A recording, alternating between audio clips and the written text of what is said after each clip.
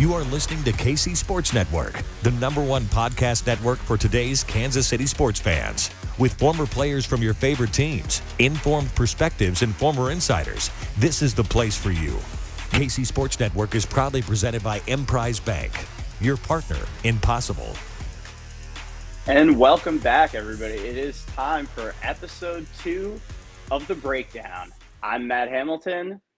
That's Matt Cassel. You know him. We are so excited to get back into the film room with you guys. What an incredible debut from the Kansas City Chiefs. It could not have been more of a perfect start for this team in that blowout win over the Cardinals. Matt, what stood out to you most about what we saw from that Chiefs offense on Sunday? Well, I think everybody's questioned this whole offseason. What are they going to do? No Tyreek Hill. How are they going to manage without that explosive threat on the field? How is it going to change their offensive structure? What's going to take place? And you saw it. Look, it's Patrick Mahomes, guys. Like, this guy is special. He's unique. His ability to make plays inside the pocket, outside the pocket. I mean, there's nobody in the league, I feel like, that is as elusive inside the pocket, that creates those secondary avenues for him to escape, but keeps his eyes downfield and makes big play after big play.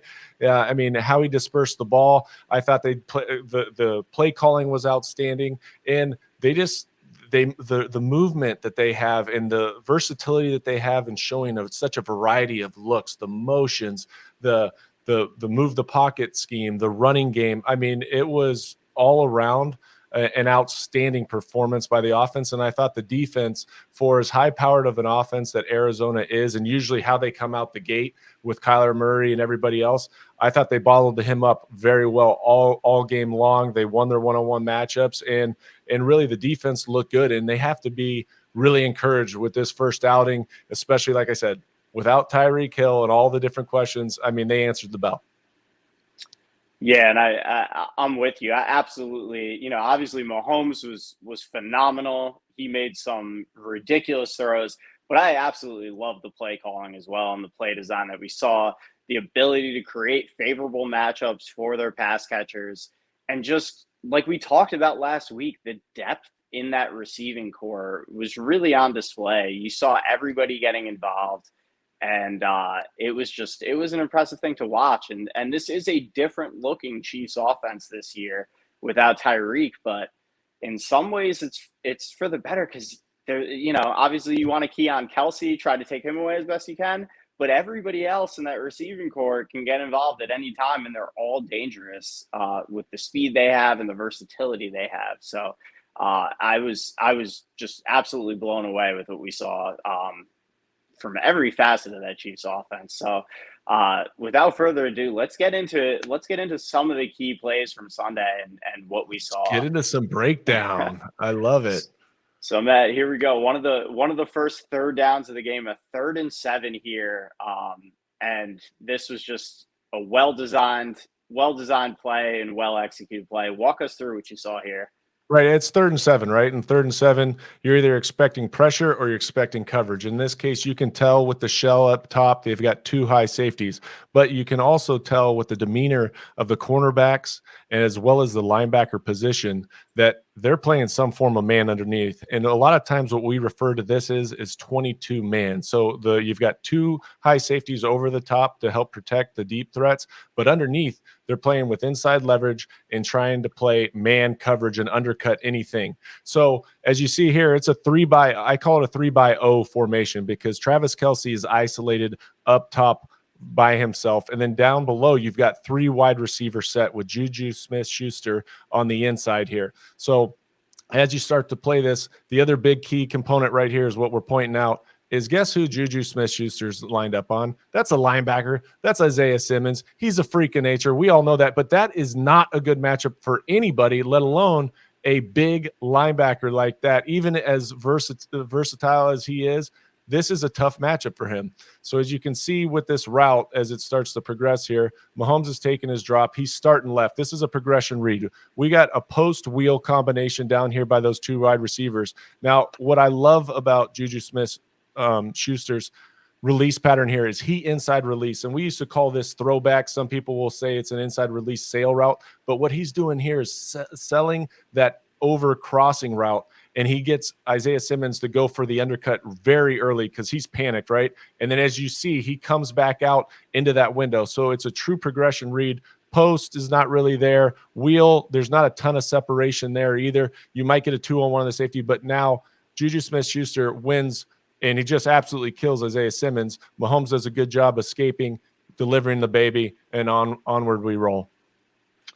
Yeah, and Mahomes' escapability here too, and that was what we saw all day. His ability to move inside and outside of the pocket, because as great a job as the Chiefs receivers did getting open, as well as Andy Reid and Eric Bieniemy did scheming them open, there were those times too where Mahomes had to buy time to be able to make it work, and we've seen that over the years. That's part of what makes him so special, and that was on full display.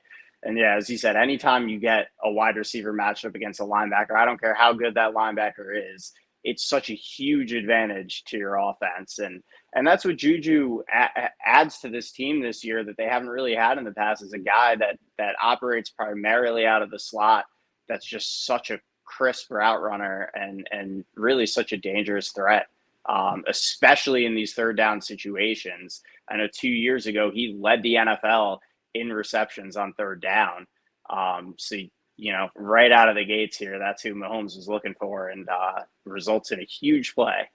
Yeah, and I'll say this. I think there are times in this offense, because Mahomes loves to get depth in the pocket, as we know, but that puts a tremendous amount of stress on those tackles at times. If you're not hitting your foot and stepping right up into the pocket, then that defensive end has the ability to turn the corner. Is it on the left tackle here? He has the ability to turn the corner just because of the depth in the pocket. But again, it's something that's a comfort level for Patrick, and it's his ability to feel it, see it, and then escape out of the pocket and still keep his eyes downfield to create that play. And then moving on to the second play here, once again, the Chiefs able to get themselves a favorable matchup here, getting Travis Kelce isolated one-on-one on Isaiah Simmons. Again, not to pick on him, it's not really his fault. He's getting stuck in situations where he's really at a disadvantage as far as the matchups. Anybody one-on-one against Travis Kelce is going to have a hard time, but especially a linebacker, no matter how freakishly athletic he is. So walk us through this one, Matt. Right. Well, you saw that it's man-to-man coverage, because when Mecole Hardman runs across the formation here, the cornerback's traveling with him, right? So as he runs across, they've got a 5-man front. You're expecting pressure, but it's a 5-man pressure. Now, this is a typical bootleg, but it's from gun. So you're selling the outside zone here with what I like to call as a flash, right? Mecole Hardman's flashing back slashing back across the formation. He's trying to stop the defensive end's feet, because look, this guy on the outside, they're not blocking him. So they're trying to hold him from just running right at Patrick. And Patrick understands that's the unblocked guy, but Mecole Hardman's not going to touch him. He's just going to run out in the flat to give you that high-low. Kelce, on the other hand, once again, favorable matchup, what you just talked about, is on Isaiah Simmons, who is a linebacker. Travis Kelce being not only one of the best, is the best tight end in the league, but he's also one of the best wide receivers in the league. So that's a great matchup. So you've got the corner, you've got the flat, and then from up top, you've got that slot guy coming over, being third in your pattern. If you get to the third guy, you might, but really it's a high-low read here. And when Kelce wins off the line of scrimmage, does a great job of getting off that press. He's run the corner route, and now all Patrick has to do is give him the ability to go out and make the play, which he does. Great throw, great execution. Fantastic. And as you pointed out, that backfield action too, you have to, it just freezes some of these defenders for an extra second. You see the safety peering in the backfield, one of the linebackers peeking in the backfield just to try to decipher what's going on back there. And that little hesitation, that there's no way that safety is going to be able to get over from the middle of the field and help out on Kelce. Just from that split second of hesitation, having to make sure that ball doesn't, it's not handed off and doesn't go to one of those guys, either Hardman or McKinnon. And as you said, Mahomes processing this quickly too, realizing, okay, the end didn't bite on Hardman necessarily the way we wanted him to. So I'm going to have to get rid of this ball quickly. and being able to make another throw off platform and just put it exactly where he wants it. It's a thing of beauty. It really is. It is, and the other part about this is it's a lot of great coaching. I mean, when understanding the scheme that the Cardinals brought to the table, look, they love to play man. Vance Joseph loves the pressure. He loves to do those things. So changing up your formation, changing strengths, motioning guys across, there's constant communication going on in the back end, and that's tough. Like even that slot guy that ran over with McCole Hardman, now he's running from across the field and has to run through traffic with the other linebackers to get over the top to try. So if for some reason Travis Kelce isn't open here, I believe that he can get that ball out to McCole Hardman, and now he's running in space. So it's just overall a great job by the coaching staff, great job with their scheme and understanding their opponent and who they're going up against. And if you want to talk about guys running through traffic and creating confusion, this next play was an absolute masterpiece. This is a gem. Walk us through this one. Well, you don't see it from this angle, but I mean, the shovel pass should tell you that it worked out really well. But look at this. You got Clyde Edwards-Helaire starting in a bunch formation. Then he comes back, motions back into the backfield, into a near I-back formation, so to speak. You've got McCole Hardman at the halfback position lined up behind Patrick Mahomes. Now, there is a ton of communication that takes place in the bunch set, especially when you're playing man-to-man, how you're going to play it, who you got, all those things. Then you motion him back in. Now there's got to be more communication. You can tell even before the snap, you saw the safety go, you, me, what? And then there's a bunch of pointing going on in the middle of the field at the second level. I mean, they're trying to communicate on the fly. Then you snap this ball, and everybody is going out to the right. And off this same action before, they've leaked out McCole Hardman to the flat and worked their high-low on the flat corner. So they're giving the impression that it is a sprint out, we're going to throw the ball, and then Clyde Edwards-Helaire off the play fake, takes his step, misdirection, then comes back underneath the defense in like a gap scheme almost because they pull the guard there, and they do the shuffle pass for a walk-in touchdown. Beautifully designed. A lot of things to look at for the defense before pre-snap, and a lot of communication take place. And there's just not enough time for those guys to really be able to communicate to each other and be effective on the play. And one of the things I love about this is, when the Chiefs get inside the 5, everything's in play. That shovel pass is something that they love to go to, and yet they package it in so many different ways. You can never fully be ready for it, and this is a perfect example. Just they get, as you said, they just give you so much to look at that just everybody loses track of Edwards-Helaire. And I also love the trust from Mahomes here. You see Helaire slip a little bit in the backfield, and Mahomes, right. It doesn't throw off the timing of the play at all. Mahomes is like, I'm getting that ball out there. I trust that he's going to get his footing back and make a play for me here, because he knows if he hesitates at all, that window is going to be gone. So he has to trust this guy and give him a chance. He's like, get up. Yeah. Yep. Yeah. Any hesitation there totally throws off the timing of the play. So love the fact that he trusts it. And, he knows probably worst case scenario, even if he is still kind of slipping, that ball, he'll bat that ball down, it'll fall incomplete, or he'll catch it and get tripped up on the 1 or 2 yard line. So yeah, that ability to just trust it, stick with it, and make the play, even though it's not kind of going according to the plan from that standpoint. Seeing his guy slipping, is another credit to Mahomes, and his ability to just, his confidence and his ability to process everything quickly. And yeah, the last play wanted to take a look at here. We saw Mahomes's left wrist wrapped up pretty well during that game, and I don't think people realized fully, I know some people caught on to this, I don't know if everyone did, just how banged up that wrist was and how much it must have been bothering him, because he wasn't using his left hand at all as this game progressed. Right. Even when it came to the run game, look at him handing this ball off backwards, essentially, with his right hand on a zone run to the right. Matt, have you ever seen anything like this before? I mean, the only time that I really remember watching anybody do it was Carson Palmer, a friend of mine. I believe he's playing with the Bengals, and he had torn a ligament in his left thumb. And so he didn't have great control over the ball. And very similar to this instance right here, in which we're watching, he would hand off even outside zones to the right, which is normally handed off with your left hand. He would hand anything off going to the right.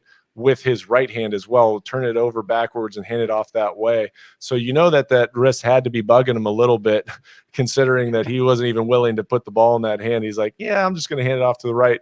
But, it's the left hand. Obviously, it's not that important in the run game because this looked like it's more about the big boys up front, what they're able to do. I thought this was great blocking. It's the horizontal zone run scheme, outside zone. It was a great jump cut by McKinnon to see it back door. They get the safety to overcommit and the holes there. And it was a big hitter here for a great gain here, just with great blocking. They got hats on hats, got to the second level, moved line, and controlled the line of scrimmage. And it also, obviously, you got to secure the snap, but it doesn't look like they have any problem doing that with Mahomes here.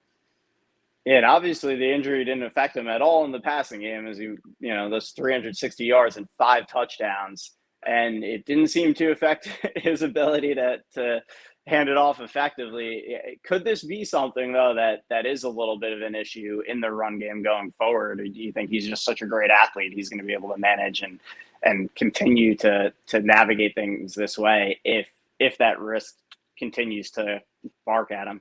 Until we see it with evidence that it might impact, certain run schemes, whether it's a counter or something like that, where it gets a little tricky with the ball handling, then I don't know if it's going to be an issue. The one thing that I'd say, which I don't believe that they major in, is the play action pass and how they would approach the play action pass in terms of selling it. You know what I mean?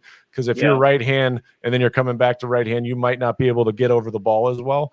But there's also ways to do that where, look, we're gonna play action to the left rather than play action to the right. So now it looks, very in sequence with what we normally would do. But other than that, as long as he's able to, have complete control over that handoff and complete control over the ball in terms of the handoffs, I think they'll be fine.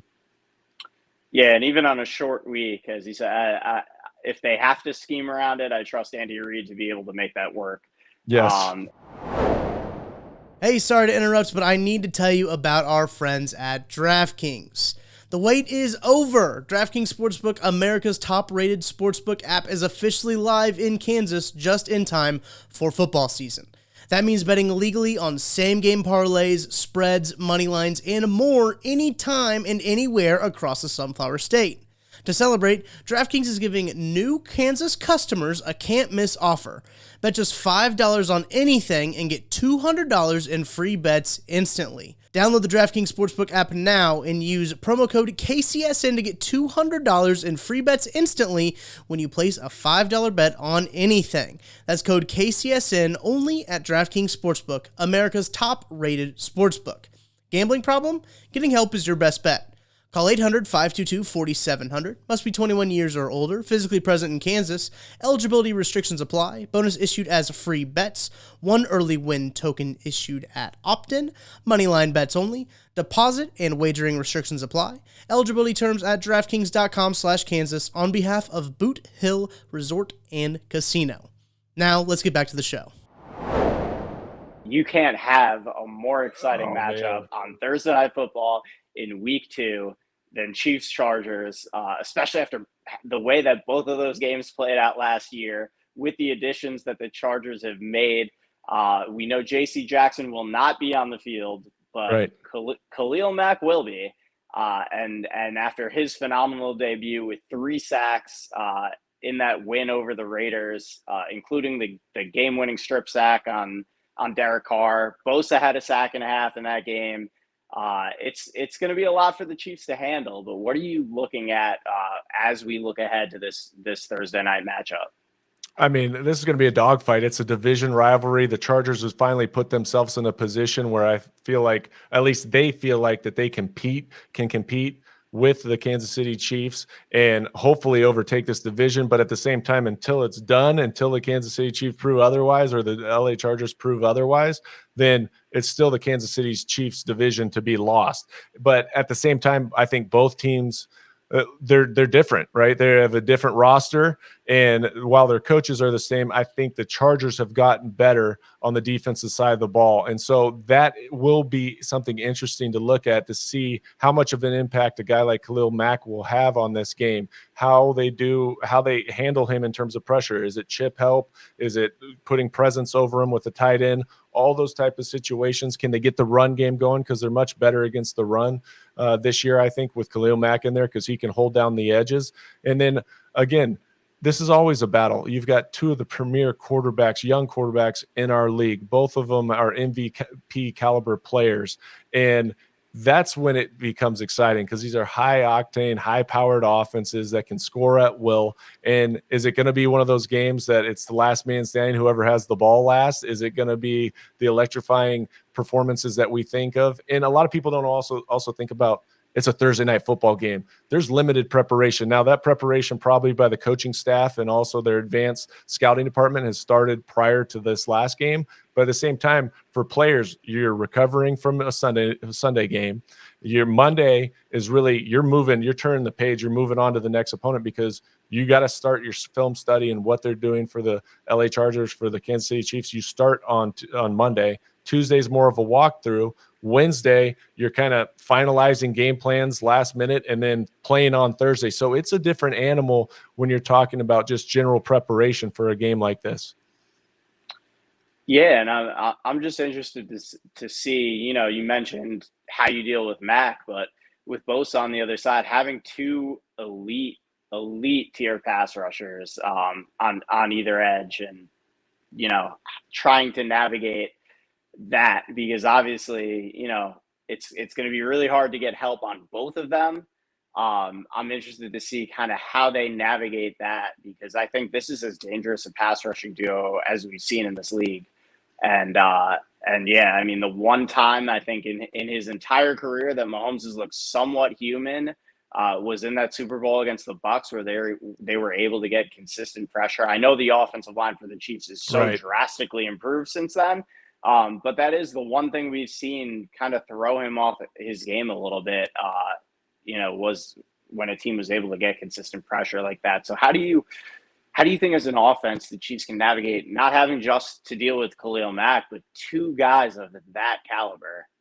Right. You have to take those guys into account, because they can both be game records in their own right. Now, there's different ways to approach it, right? As I said before, it's presence of tight ends, not letting them just get a free rush at the ball. It's chipping. It's, what we called was butching with the back at times, coming in on with the wide receiver and cracking those guys, hitting them early, letting them think about something else, and then marrying that motion with something down the field to where they're a little bit more hesitant because this guy hit me in the ear hole. So there's a lot of ways. And then the run game, right? Keeping it a little bit balanced, making sure that you're not always putting yourself in a position where you're throwing the ball where they feel like, hey, I can pin my ears back and come, and then staying ahead of down and distance. It's such an important aspect of the game that not everybody talks about. When you get in these third long situations against premier pass rushers and they know that you've got to throw to do it, well, that obviously increases the rush and increases the chances of them coming after you.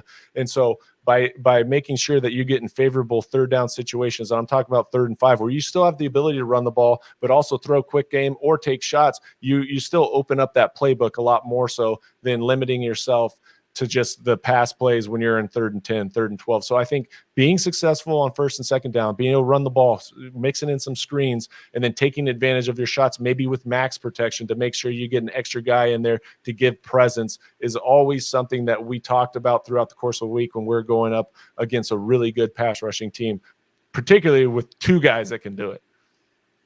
Absolutely. And yeah, I love the point. Staying ahead of the chains is just so critical, as you mentioned, just to limit those guys' opportunities to pin their ears back in a 3rd and long situation. And we have to, I know, we try to focus on the Chiefs offense and the defensive matchup, but you brought him up. Justin Herbert is absolutely ridiculous as well. I work on a segment hand to hand with Peter Schrager every week. Cool plays, bro. And we featured him this week because some of the stuff he's doing out there, it's Mahomesian in the way that he finds a way to do things every week that we've never really seen before. I mean, there was a throw that he made with Chandler Jones grabbing his leg. He's on one foot, and with Chandler Jones pulling him backwards, fires a laser, does a full split after the throw, and and still just rockets in there for like a 30-yard game. There's another one, he's goosenecking out there after his throws. You can tell, even just from last year, the confidence level is rising with him, and he's a formidable force. So what have you seen from Justin Herbert so far that's impressed you, and what challenges does he present for a defense?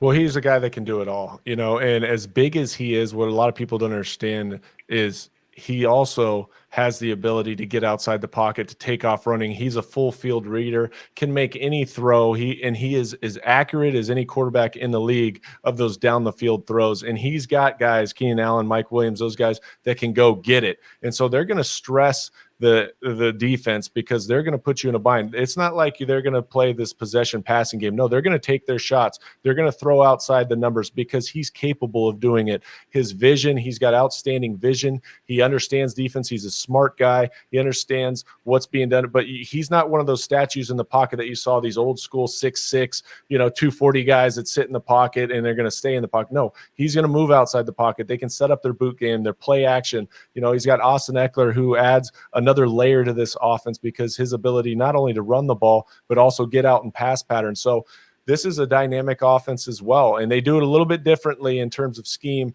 of the Kansas City Chiefs. But at the same time, when you have a guy that talented leading your team, like you have the potential to win any game that you're in, because we saw him. He doesn't blink when they get behind. He doesn't blink when it's not going well. He's just going to keep firing his bullets, seeing if one or another one will finally hit. So it's going to be a fun challenge in there. It's going to be a challenge for the secondary of the Kansas City Chiefs as well.